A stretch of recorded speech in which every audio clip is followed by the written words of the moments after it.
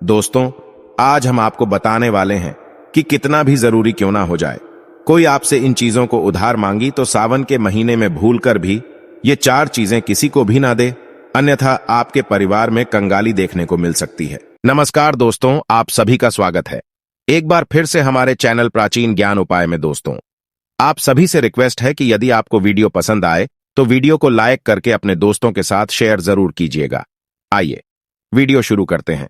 दोस्तों, सावन के महीने का हर 1 दिन बहुत ही शुभ और मंगलकारी माना जाता है। सावन का हर 1 दिन उतना ही पवित्र माना जाता है जितना कि पवित्र गंगा जल। सावन का महीना भगवान भोलेनाथ की शक्ति का महीना माना जाता है और सावन महीने में जितना ज्यादा हो सके सारे कामों का त्याग कर अगर कोई भक्त विशेष तौर से भगवान भोलेनाथ को प्रसन्न करने में लग जाता है तो उसकी कुंडली के वारे न्यारे हो जाते हैं। साक्षात भगवान भोलेनाथ उसके जीवन में प्रवेश कर जाते हैं और भोलेनाथ का उसके घर में आगमन हो जाता है। इसी वजह से ही सावन का विशेष महत्व रहता है। दोस्तों, इसी तरह सावन के बारे में बताया जाता है कि जिस प्रकार आप अच्छे कार्य करके भोलेनाथ को प्रसन्न कर सकते हैं, तो दूसरी चीज है कि सावन के महीने में कुछ चीजें करने के बारे में कतई मना किया जाता है।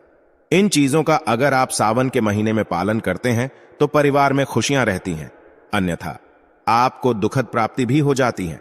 सच्चे हृदय से भगवान शिव की भक्ति करने वाला भगवान शिव का प्रिय भक्त कहलाता है। अगर आप भगवान शिव से प्यार करते हैं तो सच्चे दिल से कमेंट बॉक्स में लिखें हर हर महादेव, ओम नमः शिवाय। भगवान शिव के लिए एक लायक तो बनता है। दोस्तों, सावन का पहला सोमवार 10 जुलाई, दूसरे सोमवार का व्रत 17 जुलाई, तीसरे सोमवार का व्रत 24 जुलाई, चौथा सोमवार व्रत 31 जुलाई, पांचवां व्रत 7 अगस्त, छठा सोमवार व्रत 14 अगस्त, सातवां सोमवार व्रत 21 अगस्त और 8वां सोमवार 28 अगस्त को रखा जाएगा। दोस्तों, सावन की समाप्ति होगी 31 अगस्त को और रक्षाबंधन का त्योहार मनाया जाएगा। 30 अगस्त बुधवार के दिन सावन की समाप्ति होने से 1 दिन पहले रक्षाबंधन का पर्व मनाया जाएगा। दोस्तों, सावन में पड़ने वाले सोमवार के व्रत में कुछ खास विशेष बातें आपको पता होना चाहिए। आइए जानते हैं। दोस्तों, सबसे पहली बात, सप्ताह का पहला दिन यानी कि सोमवार भगवान शिव की आराधना का दिन माना जाता है। वैसे इस दिन का अधिपति सोम यानी कि चंद्र भी है, इसीलिए इसका नाम सोमवार रखा गया है। इसीलिए सोमवार के दिन भगवान शिव और चंद्रमा दोनों की ही आराधना की जाती है और व्रत रखा जाता है। सोमवार को शिव जी के लिए रखे जाने वाले व्रत शीघ्र ही फलदायी होते हैं। इसीलिए शिव जी के भक्त इस दिन अपनी किसी इच्छा की पूर्ति के लिए तथा सुख, समृद्धि और शांति के लिए सोमवार का व्रत अवश्य रखें। जीवन में हो तरक्की तथा अच्छा जीवन साथी मिले। ज्योतिष शास्त्र में सोमवार के दिन को विशेष रूप से भगवान शिव और चंद्रमा से जोड़कर देखा जाता है। भगवान शिव के मंदिर में जाकर गंगाजल अर्पण करना चाहिए और भगवान शिव को विशेष रूप से पूजा करनी चाहिए और पूजा में बेलपत्र जरूर चढ़ाना चाहिए। शिव जी को चंदन का लेप भी लगाना चाहिए और आटे की पंजीरी का भोग लगाना चाहिए। रात्रि में चंद्रमा को अर्घ भी अवश्य देना चाहिए। इससे जीवन में सुख, समृद्धि और धन की प्राप्ति होती है। दोस्तों, तीसरी बात, भगवान शिव को सफेद वस्तुएं अत्यंत प्रिय है। इसीलिए सोमवार के दिन सफेद चीजें जैसे कि दूध, दही, सफेद फूल इत्यादि को विशेष रूप से भगवान शिव को अर्पित करना चाहिए और शिव जी को सफेद चीजों का ही भोग लगाकर ही सफेद वस्तु ही ग्रहण करें। इससे आप पर शिव जी की कृपा अवश्य बरसेगी। इसी के साथ ही सोमवार के दिन सफेद रंग के वस्त्र धारण करना चाहिए, अत्यंत शुभ माना गया है। दोस्तों, चौथी बात, वास्तुशास्त्र के अनुसार सोमवार को किसी आवश्यक काम के लिए घर से बाहर जाने से पहले आईना जरूर देख लें। आपके काम बिना किसी रुकावट के आश्चर्यजनक पूरे हो जाएंगे और आपको यश भी मिलेगा। दोस्तों, ये वो काम है जो हमें सोमवार के दिन करनी चाहिए, लेकिन कुछ काम ऐसे भी हैं जो हमें सोमवार के दिन कभी नहीं करने चाहिए। पहली बार, सोमवार के दिन काले रंग के कपड़े पहनकर शिवजी के मंदिर में भूल कर भी ना जाए। व्रत आदि में भी काले रंग के कपड़े कभी ना पहने। महिलाओं को सोमवार के दिन बाल भी नहीं धोने चाहिए। दोस्तों, आज के समय में उधार देना या लेना हर व्यक्ति के जीवन में जरूरी सा हो जाता है। कोई किसी को उधार देता है तो इस बात के लिए कि उन्हें उनके जीवन में अच्छी चीजें वापस प्राप्त हो सके, तो इसकी वजह से वो उधार देते हैं। तो कुछ व्यक्ति सामाजिक सरोकार निभाने के लिए उधार देते हैं। लेकिन दोस्तों, क्या आप जानते हैं, सावन के महीने में अगर आप ऐसा करते हैं तो आपके जीवन में कंगाली विद्वान हो जाती है। कम से कम सावन के महीने में तो ऐसा ना करें। दोस्तों, तो बहुत करते हैं। सबसे पहली चीज की सावन के महीने में सबसे पहली चीज तो ये है कि भोलेनाथ से जुड़ी किसी भी प्रकार की कोई चीज आप किसी भी व्यक्ति को उधार ना दे। जैसे कि भोलेनाथ से जुड़ा किसी भी प्रकार का फल, भोलेनाथ से जुड़ा किसी भी प्रकार का वस्त्र और भोलेनाथ से जुड़ी पूजा की सामग्री आप भूल कर भी किसी को उधार या दान के तौर पर भी ना दे, क्योंकि माना जाता है कि अगर आप इस प्रकार की सामग्री दूसरे व्यक्ति को देते हैं तो आपके घर से भोलेनाथ दूसरों के घर चले जाते हैं और आपको वो नहीं प्राप्त हो पाता जो भोलेनाथ आपके लिए करने वाले थे। तो सबसे पहले आपको इस बात का ध्यान जरूर रखना चाहिए। दोस्तों, इसी तरह सावन का महीना धन प्राप्ति का महीना भी माना जाता है। भोलेनाथ साक्षात आपके घर के अंदर आगमन करने के लिए आते हैं, तो इस बात का आपको ध्यान जरूर रखना चाहिए कि सावन के महीने में भूलकर भी कोई व्यक्ति आपसे धन उधार मांगने के लिए आता है तो आपको उसे उधार पैसा नहीं देना चाहिए और सावन में आपको किसी अन्य व्यक्ति से उधार भी नहीं लेना चाहिए। ऐसी मान्यता है कि सावन के महीने में आप उधार देते हैं या लेते हैं तो वो धन कभी भी लौटकर नहीं आता, बल्कि इस समय धन देने वाला और लेने वाला दोनों कर्ज में डूब जाते हैं। दोस्तों, सावन का महीना भगवान भोलेनाथ को दूध अभिषेक करने का, भगवान भोलेनाथ को दही अभिषेक करने का महीना माना जाता है और भगवान को सफेद चीजें चढ़ाई जाती है। दोस्तों, इस बात का ध्यान रखें, सावन के महीने में अगर भोलेनाथ को चढ़ाने के अलावा कोई व्यक्ति सुबह सुबह के समय आपसे दूध, दही, छाछ या फिर संदेह काल के समय में उधार मांगने के लिए या ऐसे ही मांगने के लिए आ जाता है तो आपको भूलकर भी किसी अन्य व्यक्ति को नहीं देना चाहिए। अगर आप भोलेनाथ को चढ़ाने के अलावा ऐसा कार्य करते हैं तो मान लीजिए आपके घर के लक्ष्मी दूसरों के घर चली जाती है और साक्षात भोलेनाथ के क्रोध का भी आपको सामना करना पड़ेगा।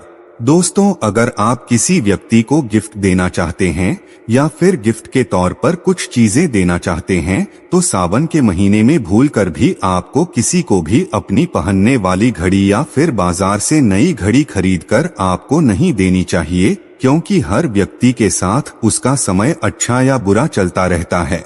आपको घड़ी किसी से लेनी भी नहीं चाहिए। अगर किसी व्यक्ति का समय अच्छा है या आपका भी समय अच्छा चल रहा है और अगर आप किसी अन्य व्यक्ति को अपना समय दे देते हैं तो आपको आने वाले समय के अंदर अच्छे परिणाम देखने को नहीं मिलते।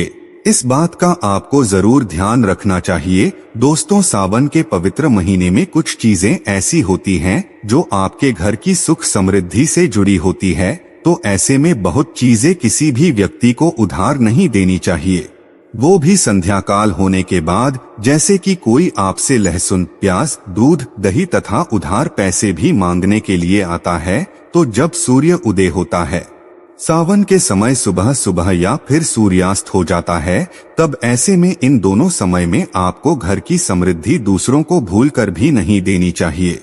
माना जाता है कि अगर आप ऐसा करते हैं तो आपके घर की सुख समृद्धि तथा माता लक्ष्मी दूसरों के घर चली जाती है और आपको उसका अच्छा परिणाम देखने को नहीं मिलता। दोस्तों, सावन के पवित्र महीने में आपको उन बातों का ध्यान जरूर रखना चाहिए जो दान पुण्य से जुड़ी होती है। दान पुण्य करना हिंदुस्तान की परंपरा रही है। हर व्यक्ति दान पुण्य करके सावन के पवित्र महीने का लाभ उठाता है, लेकिन सावन में आपको 2 प्रकार के वस्त्र ना तो खरीद कर लाना चाहिए और ना ही किसी व्यक्ति से लेना चाहिए और ना ही किसी व्यक्ति को देना चाहिए। इसके अंदर पहली चीज तो होती है काले और सफेद कपड़े। आप विशेष रूप से ध्यान रखें, भूलकर भी किसी भी सुहागिन महिला को सफेद कपड़े उधार या फिर दान दक्षिणा के तौर पर नहीं देने चाहिए। माना जाता है कि अगर आप ऐसा करते हैं तो उसके वैवाहिक जीवन को यह प्रभावित करता है और उसके वैवाहिक जीवन में दुख आ जाते हैं, तो इसी वजह से इसका ध्यान रखना चाहिए। दोस्तों, विशेष तौर पर काले कपड़े आप किसी को भी दान के तौर पर या उधार के तौर पर सावन के महीने में नहीं देनी चाहिए। ऐसी मान्यता है कि अगर आप ऐसा करते हैं तो सामने वाले व्यक्ति के जीवन में कंगाली आ जाती है और देने वाले व्यक्ति के जीवन में राहु दोष लग जाता है और साक्षात भोलेनाथ उस व्यक्ति से क्रोधित होने लगते हैं। तो इस बात का आपको जरूर ध्यान रखना चाहिए। दोस्तों, महिलाओं की आदत होती है कि जब रसोई के अंदर किसी प्रकार का सामान कम या ज्यादा होता है तो अपने आस पड़ोस में मांगने के लिए आ जाते हैं।